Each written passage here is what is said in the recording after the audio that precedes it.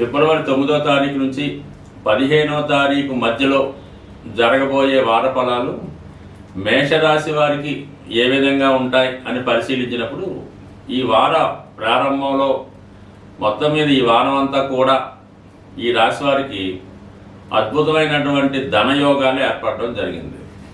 యాస్టీజ్గా మనకి కొన్ని రోజులుగా ధనస్థానంలో ఉన్నటువంటి గురువు రుజుమార్గంలోకి మారడం వల్ల భాగ్యాధిపతి ధనస్థానం అనేది జాతకానికి ఒక ధనయోగం, అలాగే అదృష్ట యోగం కూడా.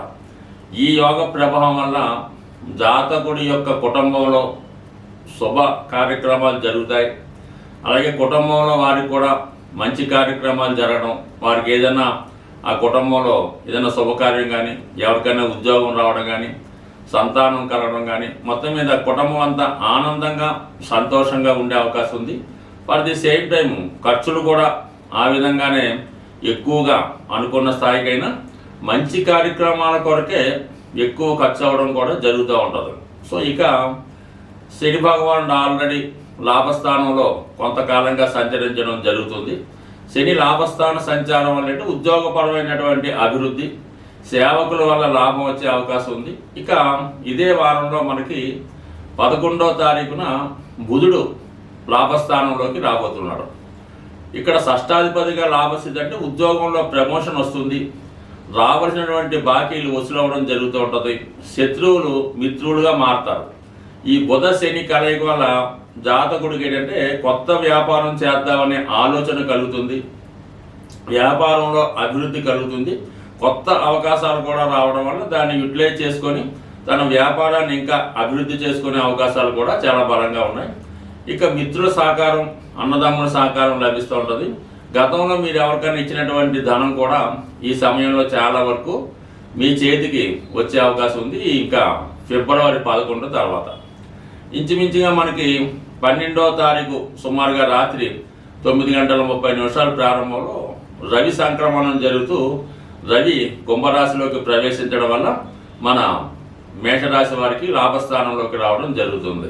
సాధారణంగా రవి లాభస్థానంలోకి వచ్చినప్పుడు రవితో పాటు మిగతా అన్ని గ్రహాలు కూడా జాతకుడికి సహకరించవలసి ఉంటుంది. అంటే జాతకంలో ఉన్నటువంటి సమస్త దోషాలు కూడా జాతకుడు 11వ భావంలో ఉండడం వల్ల సంపూర్ణంగా అవి సాల్వ్ అవ్వడం జరుగుతూ ఉంటాయి, దోషాలు పోవడం జరుగుతూ ఉంటుంది. ఇక్కడ రవి లాభస్థానం వలన ప్రభుత్వ అధికారుల నుంచి సహకారం వస్తుంది. మీ సంతానం యొక్క విషయంలో ఏదో ఒక శుభవార్త ఉంటారు. యాక్చువల్గా మీ పిల్లల యొక్క అభివృద్ధి కూడా మీకు చాలా వరకు గర్వకారణంగా ఉండే అవకాశం ఉంది. ఇదే సమయంలో మీకు ప్రభుత్వ పథకాలు అనుకూలంగా వస్తాయి. ఇదే రాశిలో ఏర్పడినటువంటి బుధాదిత్య యోగ ప్రభావం వల్ల ఏంటంటే జాతకుడికి కొత్త అవకాశాలు, కొత్త ఉద్యోగ అవకాశాలు వచ్చే అవకాశం ఉంది. ఎవరైతే మరి ప్రభుత్వ ఇంటర్వ్యూలు కానీ, ఏదైనా కాంపిటేటివ్ ఎగ్జామ్స్ కానీ రాస్తున్న వాళ్ళకి మరి ఈ గ్రహస్థితి అంటే ఈ బుధుడు షష్టాధిపతిగా, మరి రవి పంచమాధిపతిగా లాభస్థానంలో ఏర్పడినటువంటి యోగ ప్రభావం వల్ల పోటీ పరీక్షల్లో విజయం లభిస్తుంది, ఇంటర్వ్యూలో సక్సెస్ సాధిస్తారు, ఉద్యోగ ప్రయత్నాలు ఫలిస్తాయి. అలాగే మీ యొక్క టాలెంట్ కూడా రుజువు అవడం వల్ల మీ అర్హతకు తగినటువంటి ఉద్యోగం ఈ సమయంలో రావడం జరుగుతుంది. ఎప్పుడైనా ఎవరి జాతకంలో అయినా సరే మనకి శని రవి కలిసి ఉన్నప్పుడు ఏమవుతుందంటే ప్రభుత్వ ఉద్యోగ అవకాశాలు ఎక్కువగా రావడం జరుగుతుంటుంది. లేదంటే మీ పెద్దవారు ఏదైనా ఒక పదవి చేస్తుంటే వారసత్వంగా మీకు అదే పదవి వచ్చే అవకాశాలు కూడా ఉండడం జరుగుతుంది. కాబట్టి అటువంటి అవకాశాలు ఉన్నవాళ్ళు మరి ఈ నెల 12వ తారీఖు తర్వాత వారసత్వంగా మీకు రావాల్సిన పదవి ఏమైనా ఉంటే దానికోసం ప్రయత్నం చేయండి, అది తప్పకుండా వస్తుంది. దానివల్ల గౌరవం, హోదా, ఆదాయం కూడా పెరుగుతుంది. ఇక శుక్రుడు ఇంచుమించుగా మనకి ఈ వారం అంతా 12వ భావంలో సంచరిస్తూ రాహువుతో సంచరించడం వల్ల జాతకుడు ఏదైనా ఇతరుల చేతిలో మోసపోయే అవకాశం ఉంది. ఎక్కువ మొత్తంలో ఇన్వెస్ట్ చేయడం వల్ల ఆ మనీ బ్లాక్ అయ్యే అవకాశం ఉంది. సాధారణంగా ఈ మధ్యకాలంలో మనం వినడం జరుగుతుంటుంది. అంటే ఈ స్కాముల వల్ల, లేదంటే ఏదైనా ఆన్లైన్ వల్ల ఈ ధనం ఒకరి అకౌంట్లోంచి ఇంకొకరు పోవడం జరుగుతూ ఉంటుంది. కాబట్టి ఆ విధంగా మీకు ఈ కొత్తగా వస్తున్నటువంటి ఈ మోసాల ద్వారా ధన నష్టం జరిగే అవకాశం ఉంది.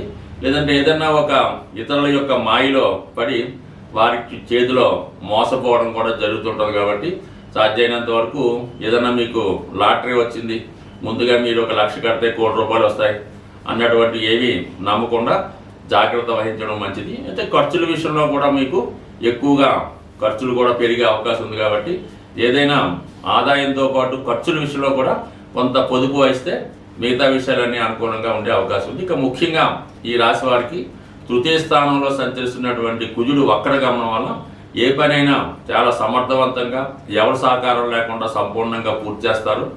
ఇది క్రీడారంగం వారికి, పోలీస్ డిపార్ట్మెంట్లో ఉద్యోగ ప్రయత్నం చేస్తున్న వారికి చాలా అనుకూలమైనటువంటి స్థితిగా కనబడుతుంది. అలాగే ముఖ్యంగా రియల్ ఎస్టేట్ వ్యాపారం చేస్తున్న వారికి చాలా ప్రోత్సాహకరంగా ఈ వారం అంతా జరిగే అవకాశం ఉంది. స్వస్తి. సాధారణంగా ఈ గోచారాన్ని, రాశుల్ని, నక్షత్రాల్ని, గ్రహాల్ని ఫాలో అవుతున్న వారికి ఖచ్చితంగా వాటి ప్రభావాన్ని మంచి కానీ చెడు కానీ ఇవ్వడం జరుగుతూ ఉంటుంది. అంటే నమ్మిన వాళ్ళకి నమ్మినంత ఏదైనా ఆ గ్రహానికి సంబంధించినటువంటి పరిహారం చేసుకునేటప్పుడు ముఖ్యంగా ఇప్పుడు ఈ మాఘమాసం అన్నది ఏంటంటే మీకు ఎటువంటి ఫలితాన్నైనా చాలా శీఘ్రంగా తొందరగా ఇవ్వడం జరుగుతూ ఉంటుంది. ముఖ్యంగా ఈ నెలలో ఎక్కువగా ఎవరైతే చాలా ఆర్థిక పరమైనటువంటి ఇబ్బందుల్లో ఎదుర్కోవడం జరుగుతున్నది అనుకున్న వాళ్ళకి అంటే బాగా ఫైనాన్షియల్ స్ట్రెస్ ఉంటుంది, ఏ పని చేద్దామన్నా ముందుకు వెళ్ళలేకపోతుంటారు. అటువంటి వాళ్ళకి ఏంటంటే ఒక గొప్ప రెమెడీ మీరు ఏం చేస్తారంటే ఏదైనా ఒక 3 సంఖ్య వచ్చే విధంగా ఒక 3 కేజీల 300 గ్రాముల లేదంటే 3 పిడికెళ్ళ అటుకులు తీసుకోవాల్సి ఉంటుంది. అంటే మామూలుగా ఈ పేపర్ అటుకులు అవి కాకుండా మరి పూర్వకాలంలో ఉన్నటువంటి అటుకులు ఒక 3 సంఖ్య వచ్చే విధంగా 300 గ్రాములు తీసుకోండి. దాంట్లో ఒక 100 గ్రాములు బెల్లాన్ని పొడిగా చేసి కలిపి అంటే ఏదైనా ప్రసాదంగా తయారు చేసి ఏదైనా విష్ణుమూర్తి సంబంధించిన ఆలయంలో, వెంకటేశ్వర స్వామి టెంపుల్ అన్నా విష్ణుమూర్తి సంబంధించిన టెంపుల్లో నైవేద్యంగా సమర్పించి అక్కడ ఉన్నటువంటి భక్తులకి పంచిపెట్టడం వల్ల చాలా శీఘ్రంగా ఇమీడియట్గా మీకు రావాల్సినటువంటి ధనం రావడం కానీ దాని ఫలితం మీరు అనుభవంలోకి రావడం జరుగుతూ ఉంటుంది. అంటే మీరు ఎట్టి పరిస్థితుల్లో కూడా ఫస్ట్ టైం చేయడం వల్ల పెద్దగా ఫలితం కనబడకపోతే మళ్ళీ ఒక వారం గ్యాప్ ఇచ్చి మళ్ళీ చేయడం వల్ల కూడా ఫలితం రావడం జరుగుతుంది. ఇంకా మూడోసారి చేసే పని లేకుండానే రావడం జరుగుతూ ఉంటుంది. ఇది ముఖ్యంగా మీరు బుధవారం రోజు కానీ శనివారం రోజు కానీ చేసే ప్రయత్నం చేయండి, ఖచ్చితమైన ఫలితం పొందుతూ ఉంటారు. అలాగే ఏదైనా అమ్మవారి ఆలయంలో కనకదుర్గ కానీ ఏ అమ్మవారి టెంపుల్లో అయినా పర్లేదు, ఒక శుక్రవారం రోజు ఒక 9 తమలపాకులు తీసుకోండి.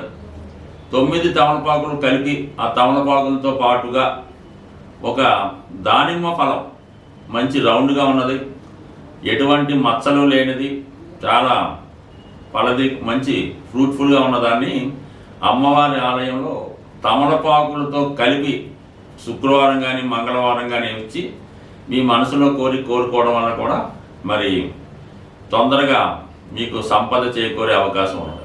ఈ విధంగా చేయడం వల్ల అలాగే కొంతమంది అవకాశం ఉన్నవాళ్ళు మంగళవారం రోజు సాయంకాలం పూట అంటే సాయంకాలం 6 నుంచి 7 గంటల మధ్యలో 8 గంటల మధ్యలో ఏదైనా హనుమాన్ ఆలయంలో హనుమాన్ టెంపుల్లో 6 గులాబీ పువ్వులు స్వామివారికి సమర్పించడం వల్ల కూడా తొందరగా మీకు ఏదైనా ఓర్పు సహనంతో చేయవలసి ఉంటుంది. ఏ పరిహారం అయినా ఒకే సమయంలో నమ్మకంతో చేయవలసి ఉంటుంది. ఈ పరిహారానికి ఉపయోగించే వస్తువులు కూడా చాలా నీట్గా శుభ్రంగా ఉండాలన్నమాట. ఇప్పుడు తమలపాకు తీసుకుందాం అనుకుందాం, అవి ఏమాత్రం చిరిగిపోకుండా పుచ్చిపోకుండా జాగ్రత్తగా ఉండవలసి ఉంటుంది. నమ్మకంతో చేయడం వల్ల ఇప్పుడు చెప్పినటువంటి రెమెడీలన్నీ కూడా నాకుగా నేను చెప్పినవి కాకుండా చాలా కాలంగా పెద్దవాళ్ళు చెప్పినవి స్వయంగా చాలామంది పాటించి దానివల్ల ఫలితం పొందినవి కూడా ఉన్నాయి. కాబట్టి చిన్న రెమెడీ ఒకసారి ఆచరించి చూడండి, కష్టాల నుంచి ఇబ్బందుల నుంచి బయటపడే ప్రయత్నం చేయండి. స్వస్తి.